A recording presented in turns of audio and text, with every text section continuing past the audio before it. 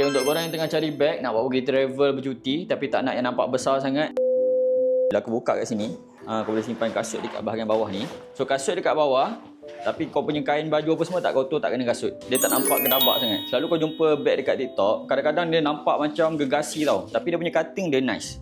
Kau pakai, dia nampak macam beg laptop. Dia tak nampak besar kedabak sangat. Memang nice gila. Okay, kalau kau tengok dekat bahagian dia punya main compartment dia, agak besar juga tau. Yang ni kau nak letak baju 2-3 hari, just nak travel, short travel, memang just nice. Dekat bahagian depan pun ada banyak compartment juga. Sini kau nak masuk phone ke nak masuk pasport apa semua boleh letak kat sini. Dekat bahagian depan ni pun sama, nak masuk pasport, nak masuk power bank boleh letak juga dekat sini. Dekat atas pun ada lagi tau. Dekat atas ni kau nak masuk charger ke apa semua, nak letak roti-roti ke biskut-biskut letak dekat atas ni. Nak letak laptop, nak letak iPad pun boleh juga dekat bahagian belakang ni. Memang safety je. Dia bagi cushion tau dekat sini. Memang tebal gila, laptop kau akan selamat.